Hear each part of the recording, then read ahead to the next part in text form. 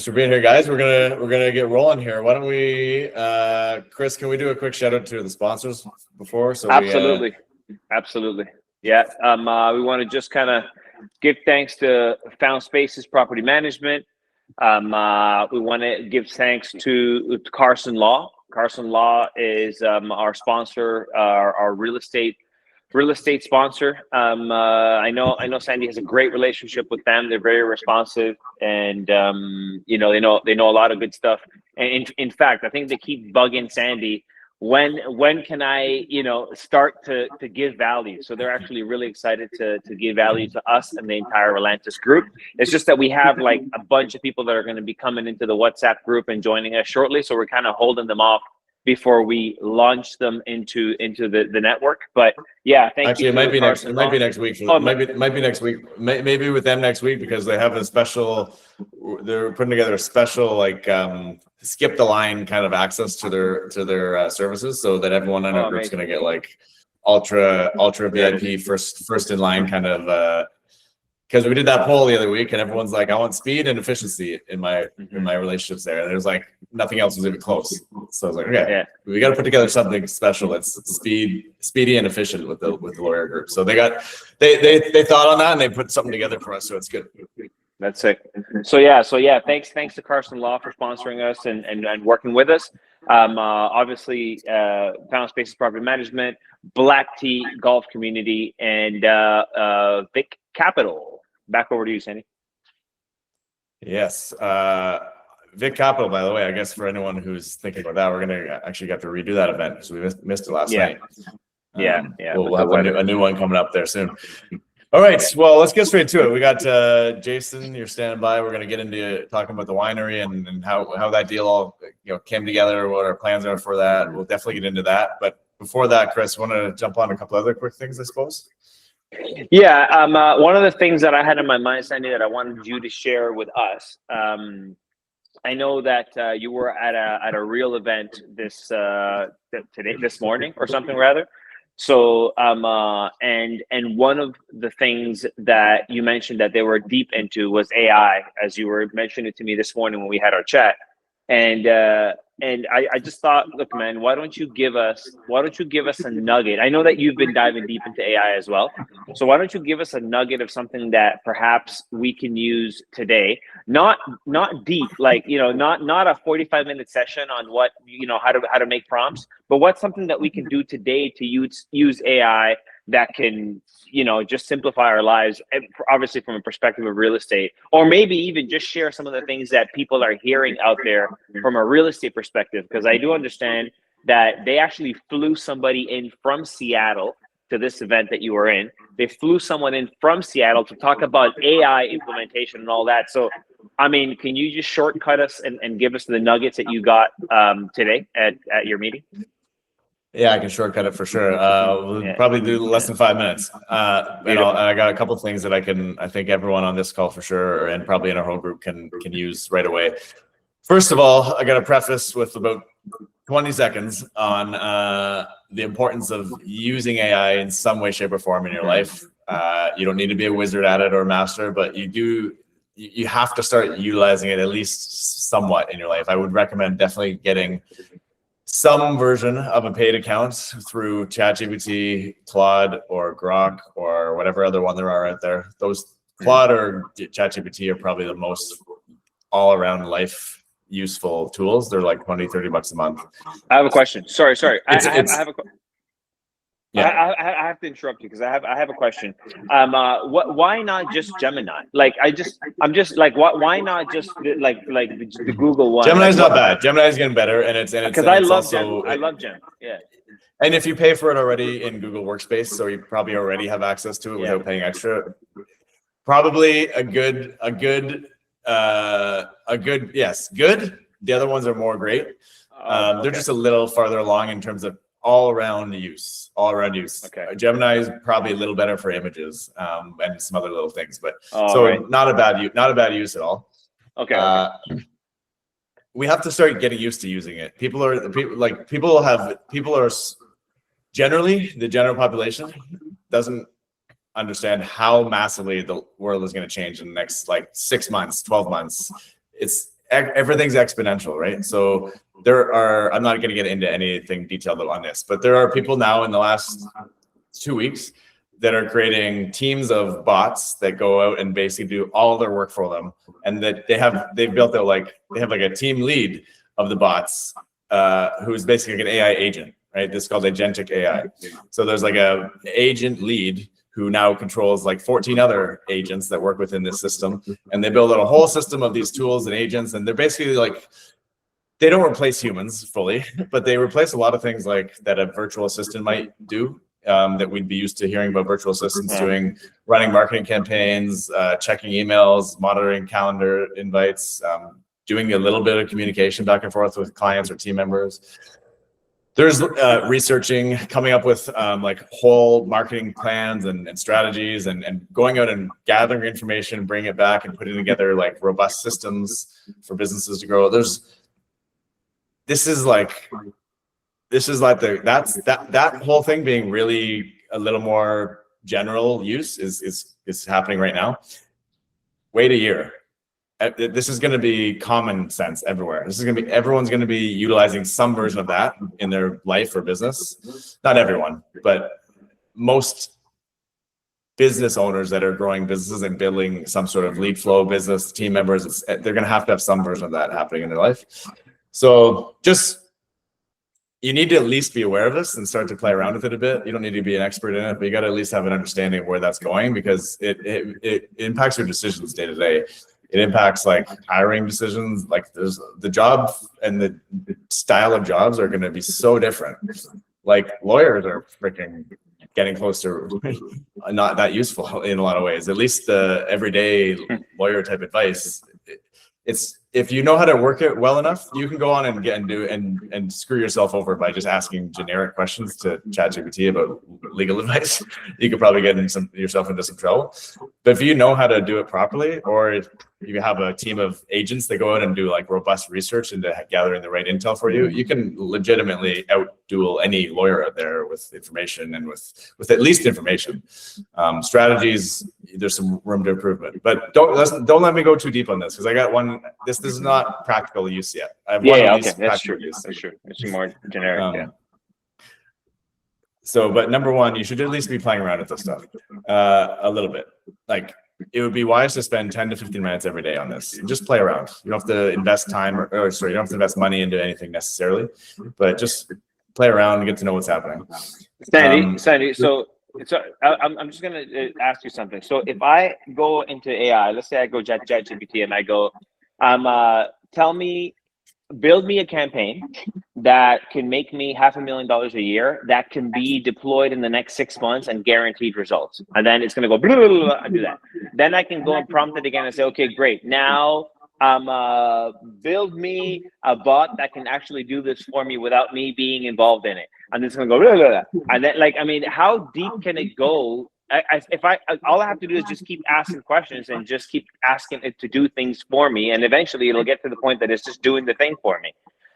Is that, how true is that? Okay, yeah, that's pretty close to true, but the problem is it'll take you a while to get to it actually being a finished result. So you're going to go down a massive rabbit hole unless you're a coder or an software engineer or someone who knows a lot of this stuff. So at some point you have to get operating. Yeah, at some point you can make it write your code for you like crazy, but at some point there's little bits of knowledge that are not quite just done for you.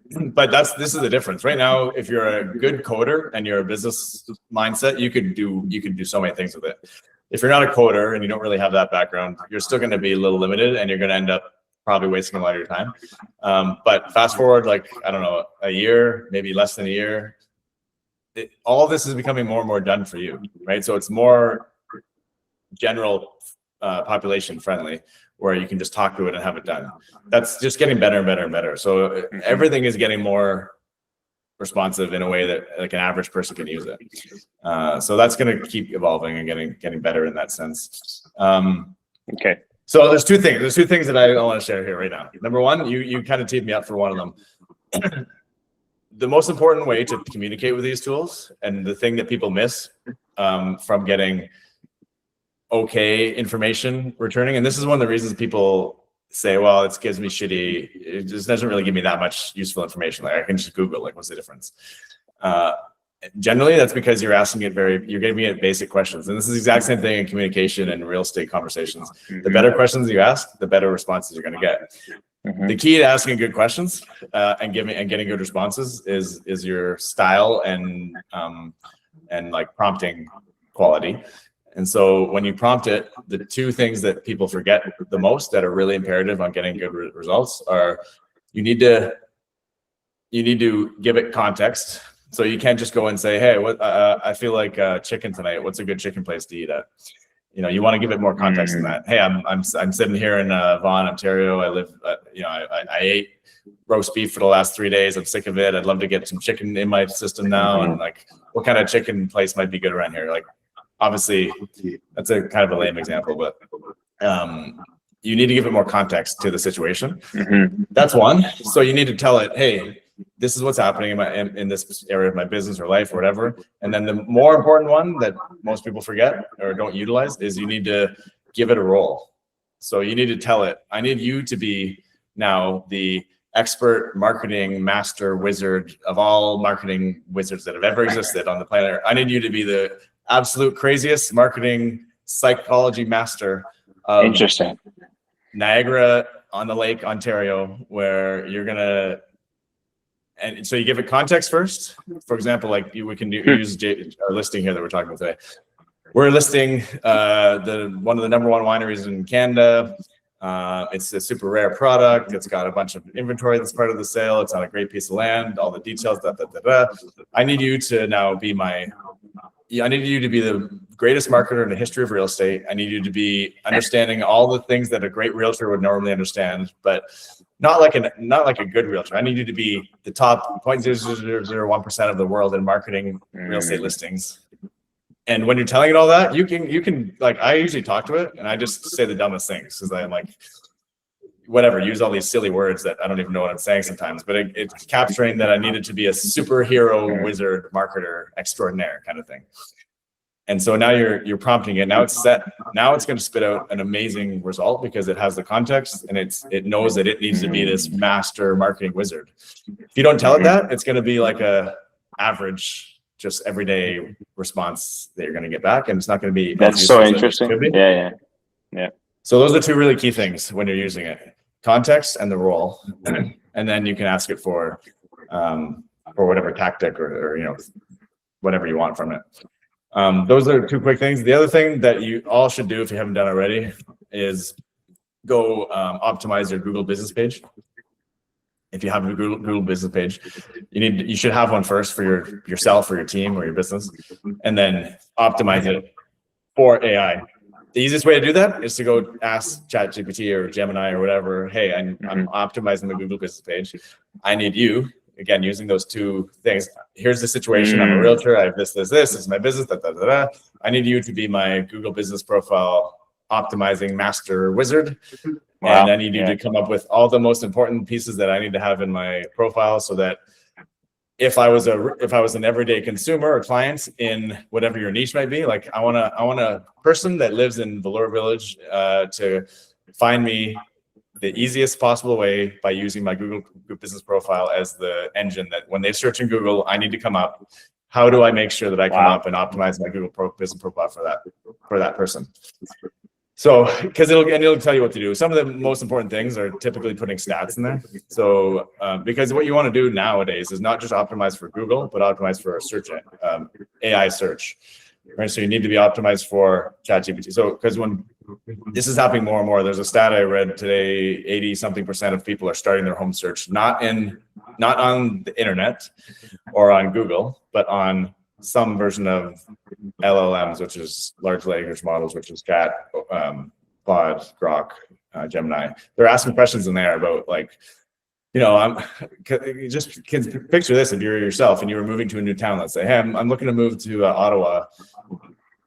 This is what I would do right now. I would go into Chat and I would say, hey, I'm looking to move into Ottawa. I need you to find me like the top 3 great locations where such and such happens. I want to be around great restaurants or around a great, and I would ask it that, and then I might say, oh, okay, that sounds really good. Who are the top 3 realtors that service this area and would be the best fit for me and my demographic? And then it would spit out a few realtors, right? So that's how people are starting to use these more and more. And so you need to be showing up when that person asks that prompt, right? So Google business page is like the first place to go to have that. You need at least a quality business page set up where you have some numbers around that. And if you had in there, like, I sell 100 houses a year in this demographic or this geographical neighborhood, and it could be that you sell 10 houses in this neighborhood, but there's only 100 that ever get sold. So it doesn't have to be massive numbers, but it has to be something that is authority for yourself. It could be around a geographical neighborhood. It could be about some specific niche, but numbers are really good. It likes numbers. So putting in some sort of numbers in there is important. What if you don't have numbers? What if you don't have numbers? Like, how would someone that doesn't have numbers circumvent this? You got to borrow credibility from somehow, some way. You need to build authority and a credibility into your business. You need to do this regardless. Somehow, how can you convince anyone to work with you who don't have a little bit of credibility? So it could be anything. That could be that you are, I don't know. It could be whatever you want. You could be the realtor for kids, for families that have kids that are busy with sports, or I don't know. I'm trying to think of something kind of different. Sandy, whatever you're gonna do to separate yourself from the average realtor. Otherwise, you're just an average realtor. And you're the same as everyone. Can we educate AI?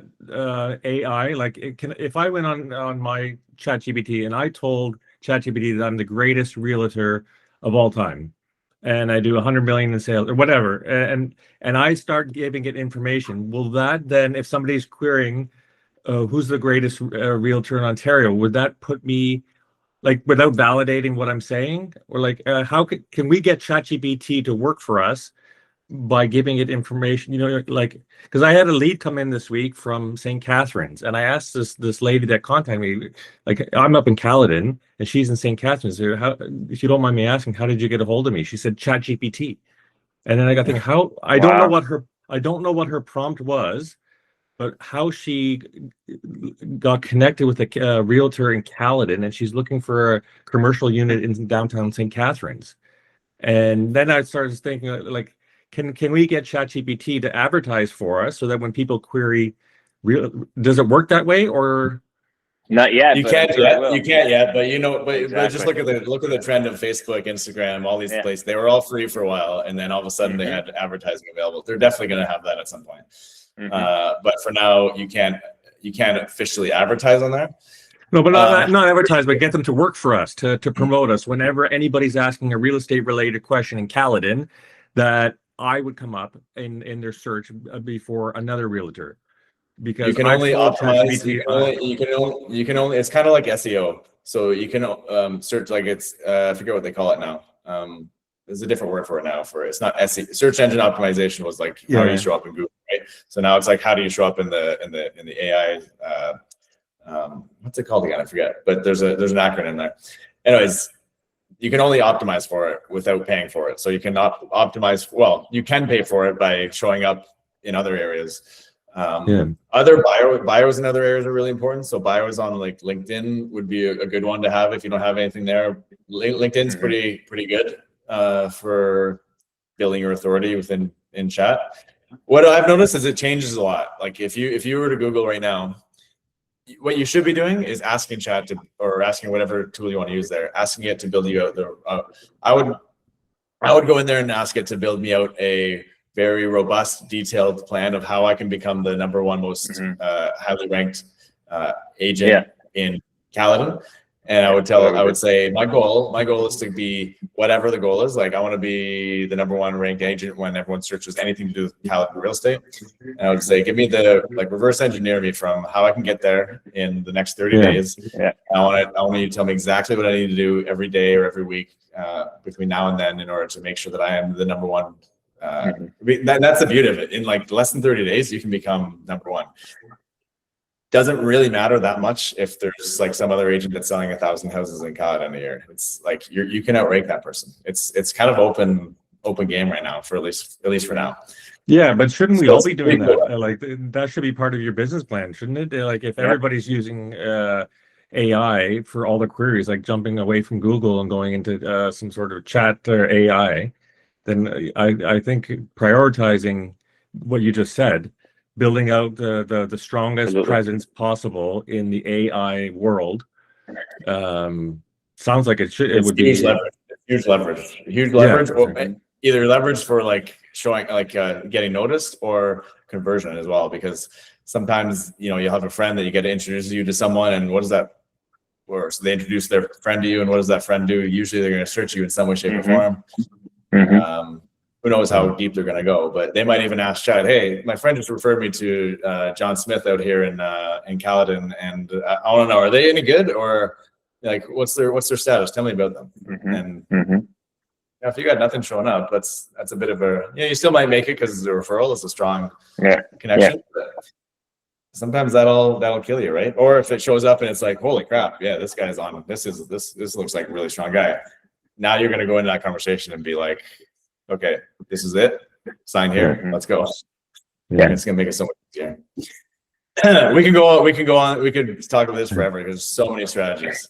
The easiest way is to get it to work for you and go ask it. Yeah. But you have to ask it with the right. You have to ask it in the way I was mentioning before. You have to give it the role with context and give it a role. That's critical, man. The role part. I had no idea. I've been using it all this time without giving it a role. Paul, did you know that, the role thing?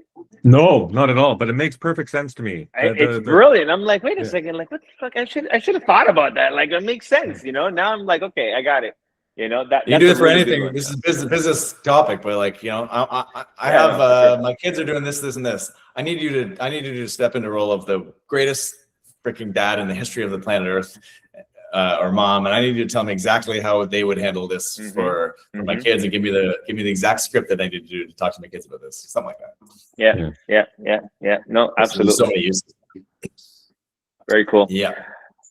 All right, Sandy, I don't want you to take up too much time because I actually don't really want to hear that much more from you. I want to hear more from Jason and his listing.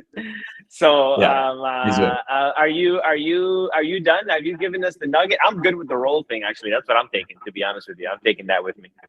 I think that's so thank you. Because that's the foundation. Yeah. I think next week we can let's skip it this week. Next week, I'd love to do. I'm going to start showing I'm doing a deal of the week, sort of an investor deal of the week. Promos that we're doing every Thursday. So I think we'll skip it today because we got lots of stuff to talk about. But next week and following weeks, I'll do a really quick 3-minute overview of some of the deals that we're finding out there in the markets for investors. Yeah, would love that. And can we go through the numbers and just kind of see like what you're looking at and how it makes sense? Like, can we get into that or no?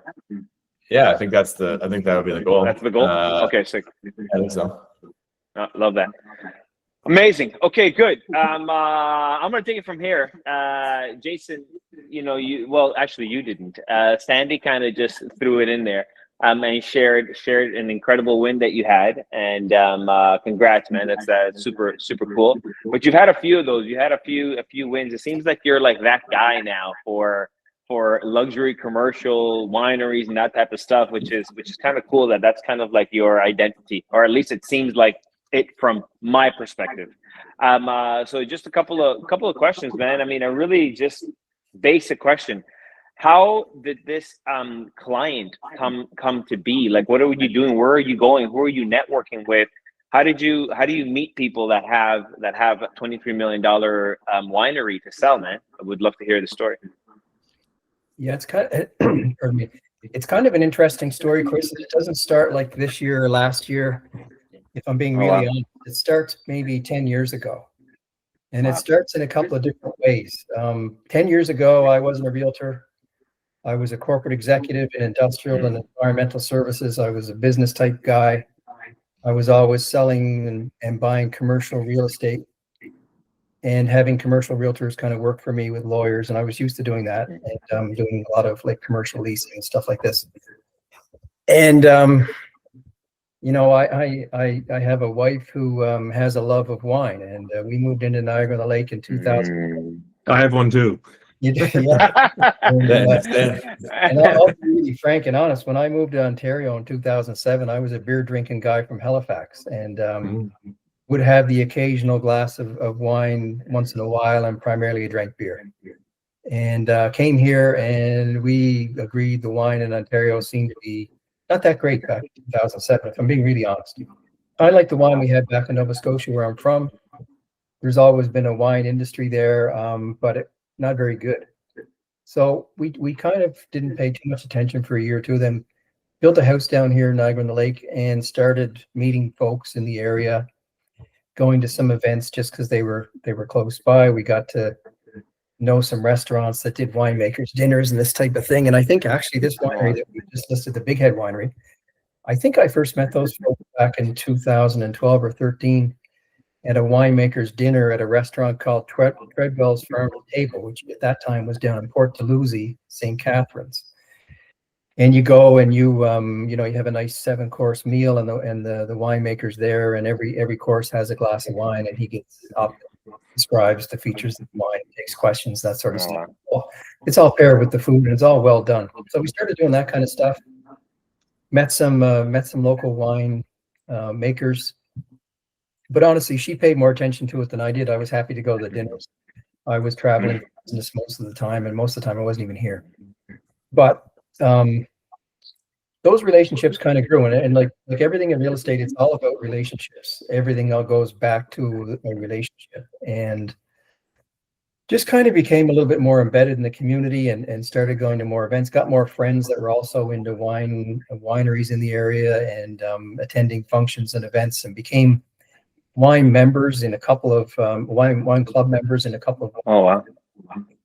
So we started kind of spending quite a bit of our social time in those environments. I met a lot of people that were just wine club members too, and then I met a lot of winery owners, and developed relationships with them that often weren't nothing to do with the winery. I could be out golfing with a winery owner, or we go out to dinner with them or something like that. So it kind of just developed over time.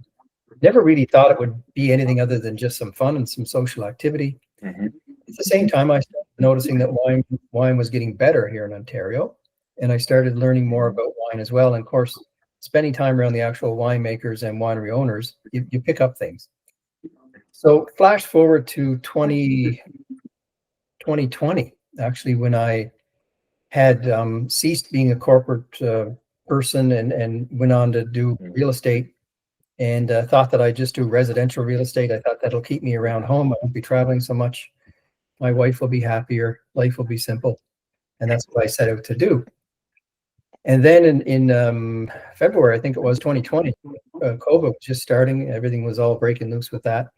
I had another friend who was the owner of a winery called the Good Earth Food and Wine Company in Beamsville. And I had known this lady. Her name is Nicolette Novak. Nicolette owned the winery. It was in her family for a generation or two. It was a fruit orchard. She turned it into a winery, built a cooking school, then eventually built one of the best restaurants in Niagara. And Wow. through another winery owner, the folks at Foreign Affair Winery.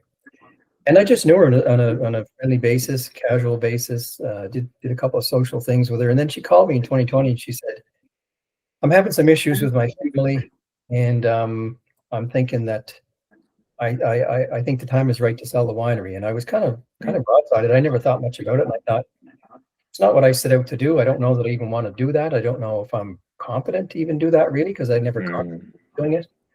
But I mean, I was primarily buying companies, and I had sold some companies over the years. So I had a lot of background in M&A and valuation of companies and and all this kind of stuff. So I thought, well, let me think about it. So I thought about it for a day or two, and I said, okay, Nicolette, I'll do it. So we met, and I was kind of, hesitant about it, but I wanted to help her. She's a friend of mine, and she had a bad experience with a commercial realtor a couple of years before that, where she expressed the importance of confidentiality, and then they ended up putting a sign at the end of her winery driveway when they shouldn't, and her staff found out. She lost staff. Oh my God. It was much of a horror show, as you can imagine. So she was kind of hesitant. And I think that's why she was most concerned about trusting me. So we set out, we listed that winery exclusively, and spent 2020 kind of, a lot of time down at the winery showing people, a lot of inquiries, like hundreds of inquiries. And then we got offers and kind of brought that one. It took a full year, over a year.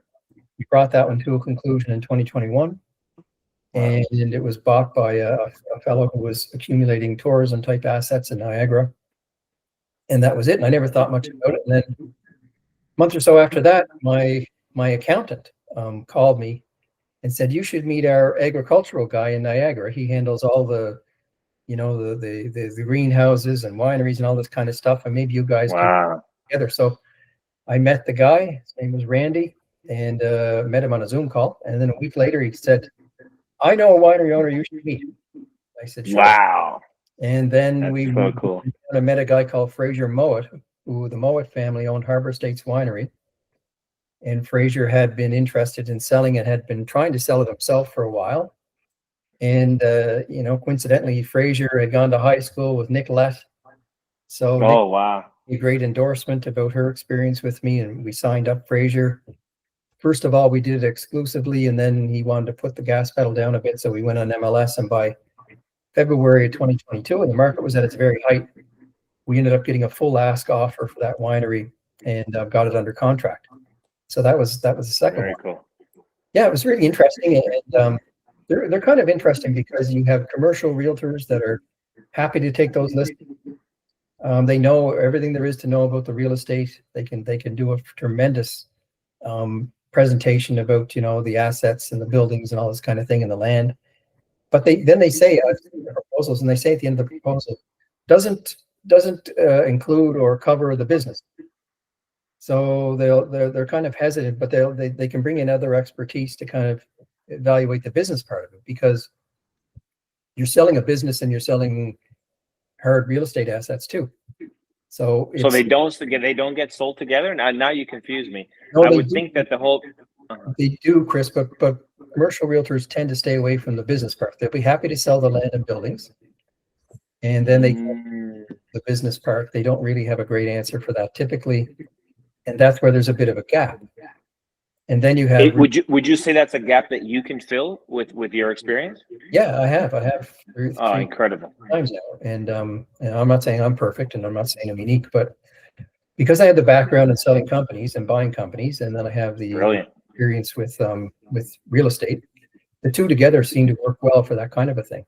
And but it's not without challenges, because you know, getting financing is not as easy as it is just for land. So if you have a land assets that are worth, say, $3 million, and then you have another business component that's worth $2 million, you're looking for $5 million. You know, the cooperating agent goes to the bank and with their buyer, and the buyer says, "Oh, okay, give it." You know, they talk about the real estate. Then they have a difficulty dealing with the finance. It has to be kind of in two components. And you know, if you have a buyer that has their own capital and they're just answering to themselves, that's fine. They'll just write the check.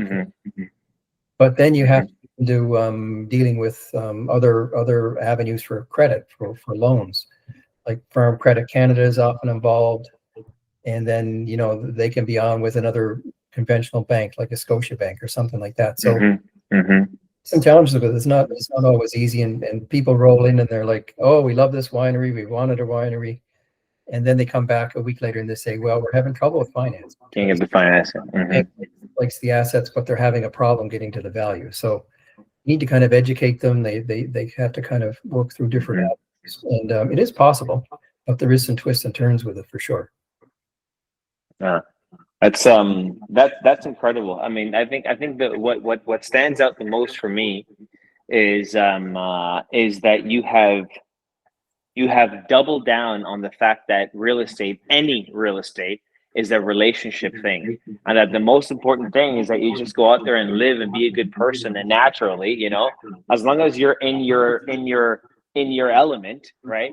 And just being an honest guy. Like a lot of the stuff was just based on trust and just based on just going out there and just being a good person, and just, you know, you got an opportunity because she liked you, right? Like your first one was this young lady, Nicoletta, I believe, and you know, she just liked you. She's like, "You know what, let's give it a shot." And then now here you are. So it's really cool how you were able to build this up for yourself. Very cool. Paul, Raquel, Sandy, you don't get to ask Jason anything. But Paul, Raquel, any questions? Anything that you'd want to know more about in terms of you know, what now with this new listing that he has? I mean, now we know the backstory. Maybe there's some more information that he could share. I'm curious to know. So to evaluate the land, the building, the equipment, that's pretty straightforward. But then you have to sit down with the owners and put a value on the brand, right? The award-winning winery and what it's worth. And is that conversation very difficult to have with a family? Because I'm sure there's a number that you come to, and there's a number that they come to, and they could be very different numbers. Miles And away. then how do you settle on a number? What is this business actually worth to a buyer, like aside from the equipment? Yeah, well, that's a great question, Paul, and I want to be really clear. I have a background in commerce. I have a commerce degree from university, but I'm not an accountant. And I do have friends and former colleagues that are chartered accountants. And I have gone to them on occasion to say, okay, look, Sure. this income statements for the last 3 years. Let's look at EBITDA, earnings before interest, taxes, amortization, depreciation, and let's pull out the owner's expenses and let's come up with a normalized EBITDA, and then let's look at a multiple for the EBITDA. And you can get that technical, and they can come up with a number. And I can do most of it myself, but I'm pretty cautious about not overstepping my boundaries. I want to be give the advice that I know that is actual. Sometimes we get that forensic about it. Depends on the seller. Like I've had sellers that were also bankers. Like that. The guy that I mentioned, at Harbor Estates was a former Farm Credit Canada banker, and he was, very forensic. And we spent a lot of time in the evaluation. So you get into that, or some of it though. To be honest with you, you look at. It's always helpful if they have a appraisal report. So encourage them to get that as well, because that won't really cover the business part, but it'll certainly give you a strong basis to show buyers. Because I often have agents call me, a buyer agent will call me and say, what the hell are you guys on? Like, you want $5 million for that winery, and something sold down the street for 2.5, and then you say, well, I have an appraisal report that shows 20 properties that were sold around the area, and it says that we're worth $5 million. And it kind of takes the starch out of that argument. To be honest with you, it's based on fact. Now, we all know that some appraisers are better than others, and sometimes appraisers call us to get valuation. So, that's not what you rely on completely, but it's very helpful. So if you're looking at charging $7 million for a winery and you have an appraisal report that says 5, then you just look at the assets. You look at all the tanks, pumps. You look at what they were purchased for. You look at the undepreciated capital value of them. You look at how much depreciation has been charged, and you say, oh, those things cost $3 million when they bought them. They're on the books now for 1.5. We're only looking to get 1.5, so the buyer's getting a value. And then we have, 1,000 cases of bottled wine. We have tanks that are bottled raw material that's worth X. And I just kind of build it all into a value. And I say, look, I can easily get to 8 million, but we're only asking 7. So I think it's a pretty fair value. And that's how I've done it anyway. It seems to work. It's smart. Absolutely. Yeah, And Jason, I think in our experience there, the branding almost in most cases is pretty much almost not worth anything. With probably some rare exceptions, like the one we have now is probably worth a lot more than the other ones, just based on the notoriety of what they've got. It's actually got some value to it. Oh, it does, and we've noted the value of that, Sandy. They have dozens of awards, and the winemaker was, I think, winemaker of the world like a few years ago. Like this is unusual. what? Yeah, Holy. yeah, this is unusual. The amount of awards these folks have, the quality of their wine is unusual. Wow. So there is value in that, no question, and there's value that's not easy to repeat. You don't just take a farm and take a barn and put a few tanks in it, and all of a sudden have a winery like people do, and have something that's like this actual asset that they have. Very difficult to replicate. A lot of value locked up inside of it, and the brand, Sandy's right, does have a lot of value in this case. But that's, even when we did the valuation here, we got to a value well above what we're asking, just with the inventory and the hard Before the brand even, before the brand, we didn't really even put a lot of value on the brand, really. So isn't the winery also dependent on the winemaker? Like if the 5 or 6 of us put our money together tomorrow and bought this winery, that doesn't mean we can make award-winning wine. It's the label on the bottle doesn't make a good wine. It's the actual winemaker, isn't it? In that industry, like does this winery come with the staff that will continue to produce award-winning wines, or is that dependent on the owner and what they choose to do? It depends. I've seen both, Paul. Like sometimes the owner is not the winemaker about half the time, and then the winemaker may or may not be happy to stay with a new owner and continue on. I've seen it both ways. Sometimes though, the winemaker is the owner. That happens quite often too. In this case, Andre Lipinski is the winemaker, and he's also the owner along with his family. But there are winemakers around. Like for instance, when I did the Good Earth Food and Wine Company sale, Nicolette Novak had an arrangement with a subcontracted winemaker, and he came in and made the wine for years there. And she participated a lot in the winemaking too, but he led the charge on that. She paid him, and they had a good brand, they had a good wine, but he was a supplier just like anybody else, and you can do that too. And how long does it take? Like, what's the turnaround, or the like? Do these wineries stay on the market for a long time, or is there a quick sale normally? Raquel, they can move relatively fast, or they can stay on the market. Sometimes I've seen them stay on the market for years. Sometimes I've seen them still on the market. That obviously is a seller that not really is motivated to sell. In 2024, Sandy and I took on a project with the second variation of the Good Earth Food and Wine Company, and we were given the mandate to sell the winery quick. So, in fact, I was sitting at a meeting, and the parties that were responsible said, "What would you do if we asked you to get this under contract in 30 days?" And I thought about it for a second. I said, "I'd price it right here," and it was about price. And for sure, okay, they agreed, and I said, "Okay, I'll take the project on." And we had it under contract in 21 days, I think. It didn't close. Wow. That was in September. Didn't close until January. So because a lot of diligence that had to happen, but I've seen it take 6 months or 8 months, and then I've also seen it take 14 months. A year would probably be very normal. I think we did the Harbor Estates Winery in 11 months. So, even when you have a motivated seller who's reasonable, capital's not as plentiful as it was 5 years ago or so. So that has an effect. There are people that have money to spend, but there's less of them. So that has an effect.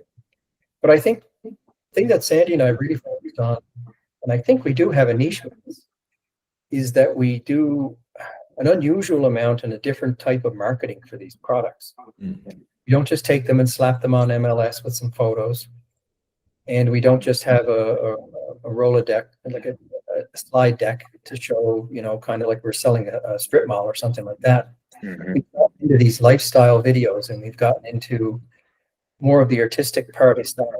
And we have a great marketing partner, Northern Spruce Media, who's been very helpful. And I think they're taking a different approach to the whole process, whereby we're selling it to a larger swath of audiences in a different manner. So it can be investors, but it can also be somebody that really wanted to have a winery all their life, and they made a ton of money in IT, and they're they've always wanted to have one, and they want to have one.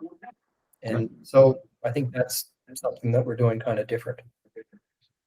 Yeah, one of the pieces it hasn't come out yet for this one. It'll maybe in the next week or two. Is even because kind of flows into Paul. Sorry, I'm answering this briefly. Chris, you don't want me to talk. But Paul, you were talking about like can the family be involved and everything too? So this family definitely, there is an option for them to be involved in the continuation of this winery, and for sure there's a version of that would make sense for a lot of buyers because they're incredible winemakers. They're not just like average winemakers. So they have an incredible brand and recognition around the quality that they create. And so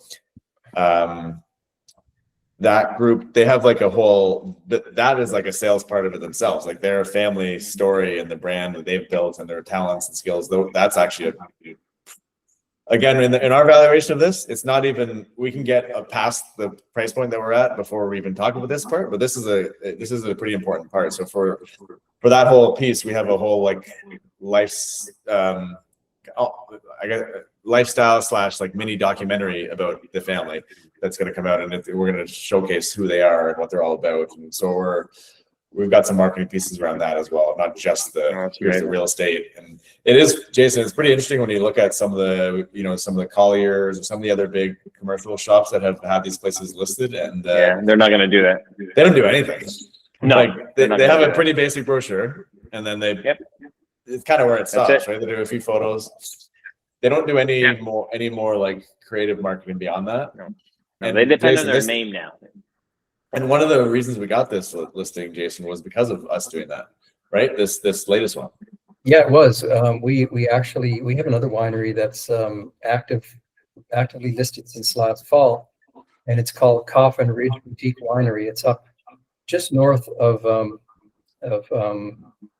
is it Annan is the town, isn't it? Annan? Annan? But I'm trying to think. It's or south of Owen Sound. yes, it's just south. It's just north of Owen Sound, actually. Yeah.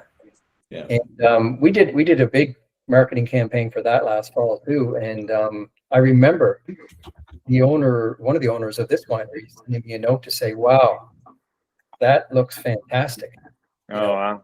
Really interesting. And I thought, wow, that's really interesting. And I had more winery owners than that send me an email just to say, I'm not doing anything now, but my God, that's impressive.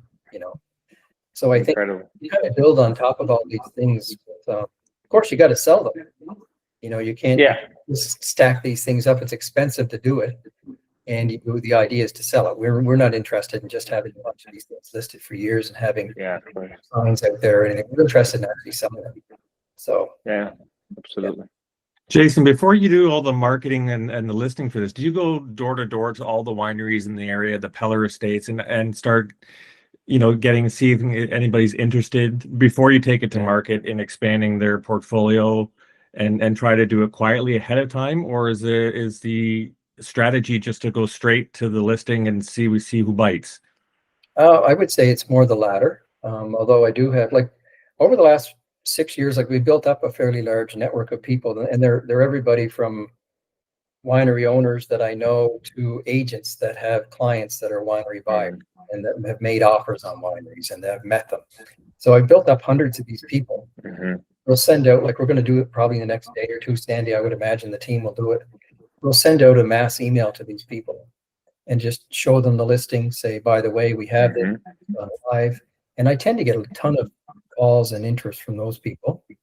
Not always the buyer comes from them, but oftentimes it will. So we're kind of building up, that type of a thing over time. But no, I'll be honest, I've said in between these wineries, I must go around and knock on the doors of all the winery owners. I never have. I just kind of meet them.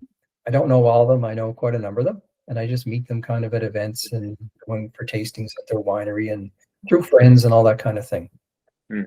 Yeah. We could be more systematic about it. There's no question. We could. I have one more quick question. Are wineries actually a profitable business? Because all of my wine drinking friends, we've often fantasized about buying a brewery or a winery, and we do graze the bench every year. We go down there, we go from winery. We should all co-invest in a winery. And when we have a couple of bottles of wine, then we all just look around with it. It can't be that profitable of a business, or is it? And without giving away specifics on this particular one, is it? I understand it's a passion project more than a return on investment kind of business. Yeah, I think you're correct, but you're not correct. So that's what my wife says all the time. Yeah, you're correct. And as soon as I get an agent that calls me and inquires and says, "I need to see the income statement. I want to see, the ROI when that's going to." I know they're not the buyer. They're just not the buyer. Okay, so. Because the fact is, in my other life, when we were selling businesses and buying businesses, we were just buying cash flow. And if I went into a business in Edmonton and I knew that they were making, 15% EBITDA on an industrial service company, I knew that we could pay 4 to 5 times EBITDA. If it was an exceptional business, we could pay 6 times. If it had some unique proprietary technology, maybe we could pay 7. And we knew that. I could evaluate a business in the morning, no problem. But my experience with these wineries, there's so much real estate value tied up in the product that typically a winery will be a $1 to $4, a $1, $2, $3 million a year revenue operation. The bigger ones are 4 or 3 or 4. Smaller ones tend to be 1 or 2. And if they're a healthy little business, they're making 10 to 15% bottom line. So you can't take that, it's a $2 million revenue, and have $200,000 in bottom line income and get anywhere near the $5 million that the asset is being sold for.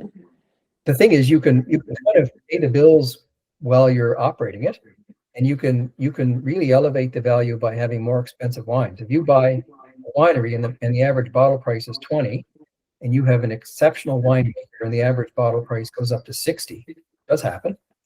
That all adds value. So you're adding value through the whole process. Typically, you kind of you see the value being added over time, and then eventually, when they cash out again and they sell, typically they'll sell it for more than what they bought it for, and they'll make a return then. It's not really, you can say, oh, they're doing $3 million, and I can have a positive cash flow. Sometimes, possibly, but not always. It's not. It's more. There's more tied up into it. Yeah, that's what I figured. But it also could carry, it can carry the land while you're owning the piece of real estate, right? And potentially carry your house if you have your house on the land. Like there's ways that depending on how they play with the numbers there, you can factor those in sometimes. Yeah. So it's not a bad lifestyle, Paul. If you're thinking about that at some point, it's not a bad lifestyle to have. It's not in a losing business necessarily. No, it's not a losing business, but you might have to wait a while to get that return. It doesn't happen every year, like in the profit statement, right? Yeah. Would a brewery be a better business investment, just in your opinion, because it's not land, it's more it's more confined space, right? You can put a brewery in pretty much any industrial building, right? And then it's an easier business to get into, I would imagine. I don't know, like the winery that we have, Coffin Ridge, has a brewery on site too, so it's a winery and a brewery, and we certainly calculated that into the value. But I mean, I would think that'd be more of a kind of a straightforward calculation. You look at the income of the business, they're leasing a space, or they own a space, probably leasing, and what would be the return, and then it'd be you get a business valuation accountant to put a value on it, and then it'd be, Very interesting. All right. I don't know if anybody else. Amber just jumped in. Welcome. We were talking to Jason about this incredible listing that he has, and what is seeming his newfound identity and direction with selling wineries. Let's see if we can get him 20 more this year. It'd be pretty cool. So yeah, I don't know if Amber has a question, but other than that, Sandy, I will now give it back over to you. I don't know what's left on the docket. Jason, super cool. I think maybe the last thing that I'll ask, I did it in the group chat as well. It's kind of like, who is the ideal client avatar? In 30 seconds, if I was at an event, how would I know? Just like that when an agent says, hey, by the way, I want to see the financials and I want to see the profit and loss statements and this and that, you're like, you're not it. You don't have the buyer. You're just curious. How would I know when I have a lead, so I can sniff out a potential agent that would be interested or a buyer that would be interested? What could you teach me? Yeah, I think when I do, I just had that conversation this morning. We already have a showing booked at this particular listing for tomorrow. Oh, wow. But I just ask, I want to know about the buyer. I want to know, is the buyer involved in the wine industry? Do they have a history in it? Are they a winemaker? Have they had any experience? Do they have other assets in other places? Do they understand the value of what we're looking at in this particular purchase? And, if they start saying, yeah, they have another, in this case, for instance, this morning, the guy said, yeah, they have another winery. It's not in Canada. It's outside Canada. And they've had it for 5 years. And they absolutely understand the value of what you're selling, and they have experience, and they're very serious. So that's a lot different than, I have a client. They've always kind of liked to have a winery. They're not in business. They don't know much about it, but they're kind of curious, and can we come and look? That's kind of, it's a much different conversation, right? Sure. Yeah. Sure. Okay. But I've also learned too, you can't negate people, and I've had it where I've done showings at wineries and thought, I don't know whether those people are a waste of time or whether they're serious or whatever. And more, and if I'm being really honest, I never thought much of it, never thought much I'd hear from them again. And you turn around and put a really serious offer in. And in one case, I remember that was the buyer. And I thought to myself, wow, I really misjudged that situation. And thankfully I treated them with the same respect I would anybody else. Yeah. You can't make judgments really like that, blanket ones anyways. Yeah, no, for sure. And I mean, I asked not for the purpose of making not by, for lack of a better term, by reading a book by its cover. That's not necessarily it. It's more like if I hear people saying, who are the buyers, and you're saying, okay, previous experience, those are more serious, okay. So now I know how to canvas an event that I'm at. I can say, yeah, absolutely. I have access to a potential winery, top rated. Oh, really? And then see how it goes in that direction. But okay, amazing.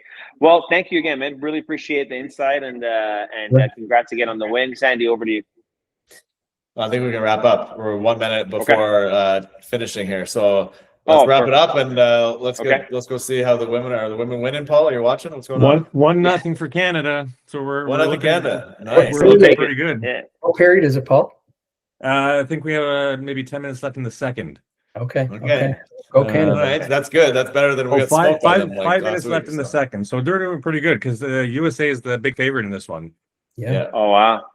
Go Canada. Nice. Go Let's Canada. go watch some Absolutely. of that, and we'll see everyone next week on here. Okay. All right. Thank you. Take care, All guys. right. Yes. Bye, guys. Take care. Bye-bye. Take care.